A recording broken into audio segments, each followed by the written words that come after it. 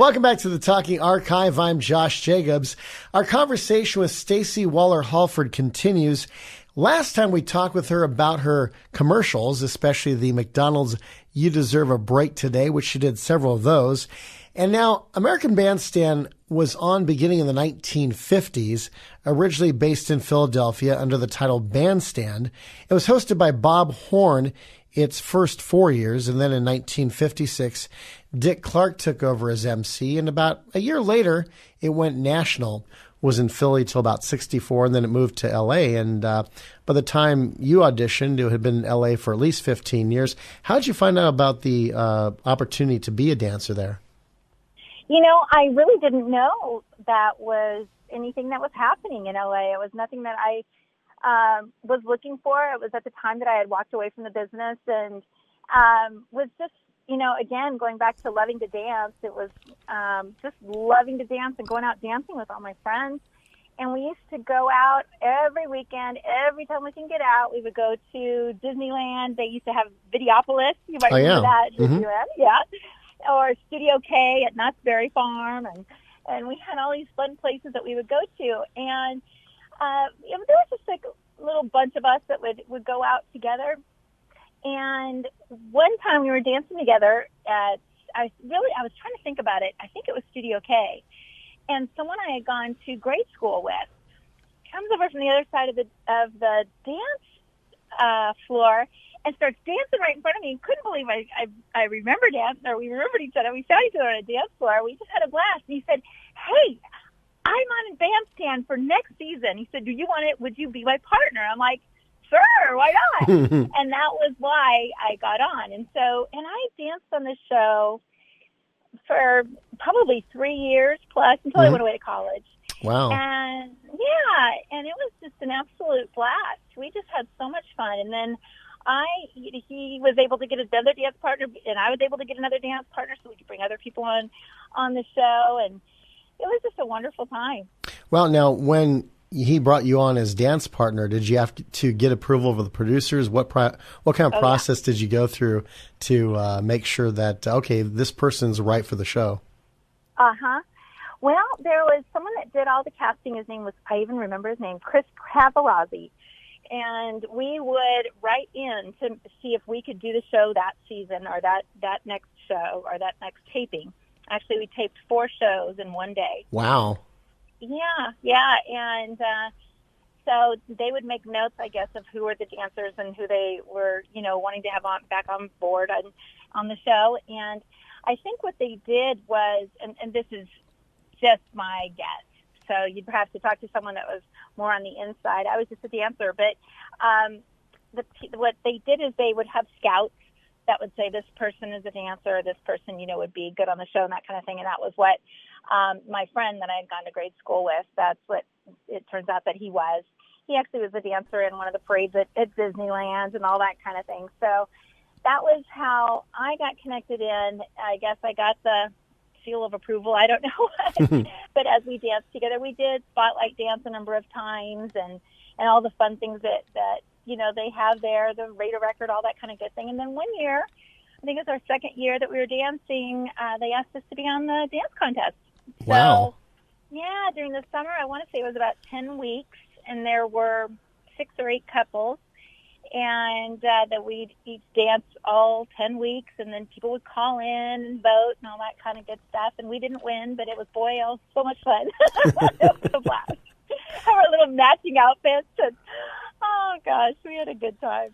And I remember, I think it was the Raider dance or the other one that you'd mentioned before. Raider record. After the dancing, Dick Clark would go to all the dancers and say your name and age. And how often did you get to say that on camera? Quite a few times, and it's so funny to hear my voice now because there's old reels. There's a lot of bandstand dancers. We kind of call ourselves, I guess I'm one of those, bandstand regulars, and getting together a lot of times. And there are people that keep all this old footage, and they have the bandstand from, you know, all the different years. And so you can go back and watch, and somebody found one of my reels, and oh my gosh, it's so funny to hear your voice from 30, 40 years. Or how we dressed, even worse, the hair, you know. The narrow ties, the narrow collars, the pastels, the pant legs that were rolled up into like cone bottom, you know, the flip of bell bottoms. Did you see the episode? But Josh, you're giving it away. Well, I just remember the styles back then. Yeah, and then the hairstyles. But yeah, so they just they keep some of that, all of it actually, and they've kept records of all of the different dancers, and so Raider Record was one of them, and then also Mr. Clark would have us on these bench seats that were just, it was very small, and you just sit around. He'd talk about the next album that was coming out. Oh yeah, Duran. Do you remember that? I remember that, where you'd be talking with the teens next to him. It's like, tell me, what are your thoughts on George Burns? Yeah, exactly. And here he is, George Burns, with a song that he hopes to perform one day with Willie Nelson. It's called Willie's Guitar and My Cigar, here at American Bandstand. I used to also watch Pyramid all the time, so. Oh, that doesn't surprise me. Josh. You're so smart. You know, it's hard to stump you. But, and we would do all the different things, and one show would be done in the morning. We'd bring 4 changes of clothing, mm-hmm. and then we'd go and change, then we do a second show, and by then we would have heard, you know, all the songs that they're playing and which one they repeated, and we're like, okay, we can guess who the stars are going to be for the 4th show, because what they did is they started to play the music of whoever was going to be on the show. You can kind of tell, and we'd start to guess who was on the show, you know, come the 3rd or 4th episode that we would film after lunch. So, wow. Now, you had live guests there, but they did lip sync the songs for the most part, is what I remember. I think on Soul Train, they did perform it live on that particular program. I think the same true with, I think Solid Gold, they did lip sync as well.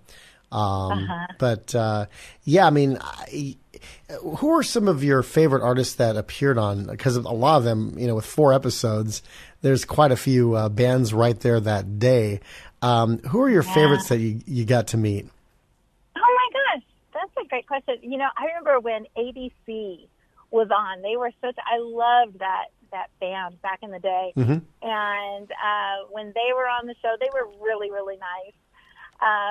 Belinda Carlisle was a doll, an absolute doll. She was, and so talented.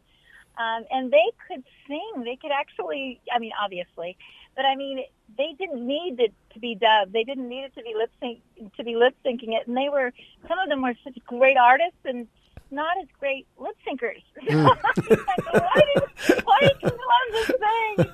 You know?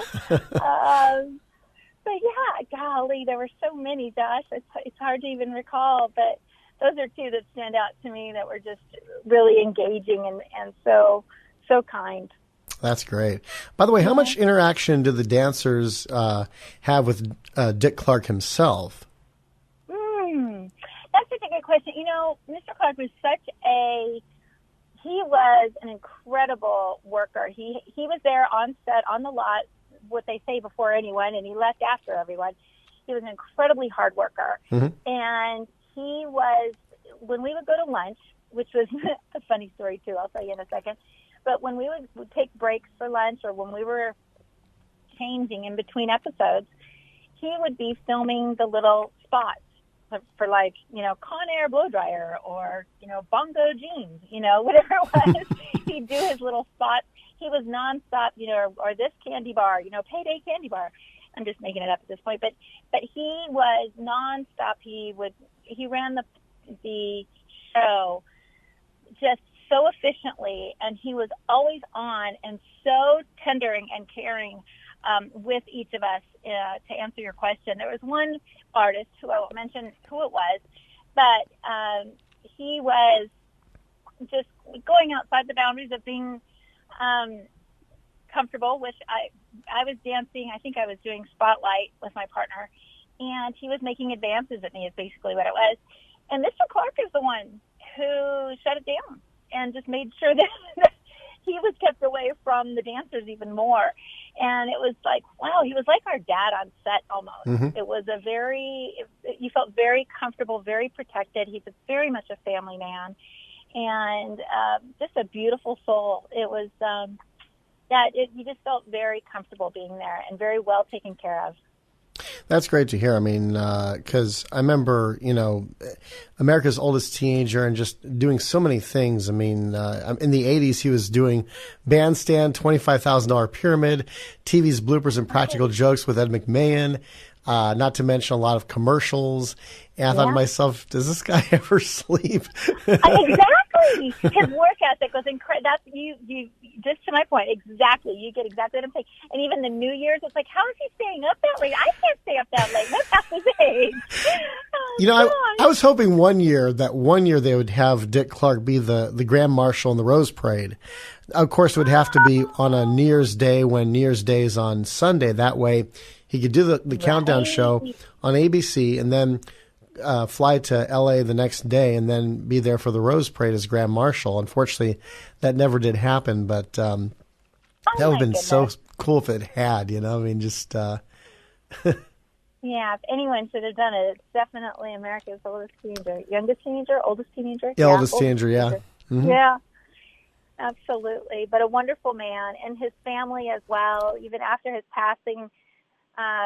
Once again, the Bandstand regulars, we do get together quite a bit. And even when I owned Ballroom Dance Studios and that kind of thing, had a junior ballroom dance team, and the year that Mr. Clark passed, we did a routine to Bandstand in honor of him.